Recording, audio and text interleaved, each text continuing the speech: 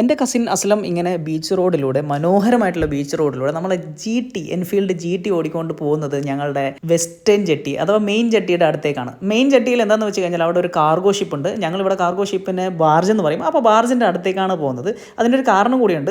ഈ കൊണ്ടുപോകുന്ന ബൈക്ക് ഞങ്ങൾ ബാർജിൽ കയറ്റിയിട്ട് കൊച്ചിയിലേക്ക് അയക്കാനുള്ളതാണ്. എന്താ കാരണം എന്ന് വെച്ച് കഴിഞ്ഞാൽ എൻ്റെ ഏട്ടൻ്റെ മോൻ ഇപ്പോൾ കൊച്ചിയിലാണുള്ളത്. അവൻ്റെ ബൈക്കാണിത്. അവൻ്റെ ബൈക്ക് അങ്ങോട്ട് എത്തിക്കാൻ വേണ്ടിയുള്ള തത്രപ്പാടിലാണ് ഞങ്ങൾ അങ്ങോട്ട് ബൈക്ക് കയറ്റി അയക്കുന്നത്. ഇതുപോലത്തെ ബാർജ് അല്ലെങ്കിൽ ഞാൻ ഈ പറഞ്ഞ എന്താ പറയുക കാർഗോ ഷിപ്പുകളിൽ കയറ്റി അയക്കുമ്പോൾ ഇതുപോലെ കെട്ടി തൂക്കിയിട്ടിട്ട് പാവത്തിന് ഇങ്ങനെ വലിച്ച് കയറ്റേണ്ട ഒരു അവസ്ഥയുണ്ട്.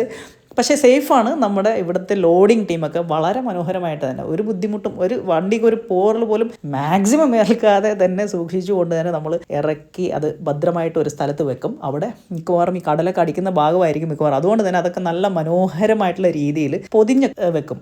ഈ ഷിപ്പാണെങ്കിൽ അന്നത്തെ ദിവസം തന്നെ മിക്കവാറും കൊച്ചിയിലേക്ക് എത്തില്ല. ഈ ആക്ച്വലി ഇപ്പോൾ ബൈക്ക് വെക്കുന്ന ഷിപ്പാണെങ്കിൽ നേരെ കൊച്ചിയിലേക്ക് പോകുന്നില്ല, പകരം കോഴിക്കോട്ടിലേക്കാണ് പോകുന്നത്. അതുകൊണ്ട് തന്നെ ഏട്ടൻ്റെ മോന് അവിടെ കോഴിക്കോട് പോയിട്ട് ബൈക്ക് കളക്ട് ചെയ്യേണ്ട ഒരു അവസ്ഥയും കൂടിയുണ്ട്. ഡയറക്റ്റ് നമുക്ക് പലപ്പോഴും കൊച്ചിയിലേക്ക് ഡയറക്റ്റ് വെഹിക്കിളൊന്നും ഇതുപോലത്തെ കാർഗോ ഷിപ്പുകളൊന്നും കിട്ടാറില്ല, എസ്പെഷ്യലി ഒരു മൺസൂൺ കാലമായതുകൊണ്ട്. അല്ലെങ്കിൽ ഏതെങ്കിലും ഒരു വഴി ഉണ്ടായേനെ. ഞാൻ നേരത്തെ ഒരു വീഡിയോയിൽ കാണിച്ച പോലെ ഉരുവും കാര്യങ്ങളൊക്കെ ഉണ്ടായേനെ. പക്ഷേ ഇവിടെ ഇതുപോലത്തെ ബാർജ് ഉണ്ടെങ്കിൽ നമുക്കെല്ലാം സേഫാണ്. മിക്കവാറും ലക്ഷദ്വീപുകളിൽ ബൈക്കുകളായാലും കാറുകളായാലും കയറ്റി അയക്കുന്നത് ഇങ്ങനെയാണ്, അങ്ങോട്ടായാലും ഇങ്ങോട്ടായാലും.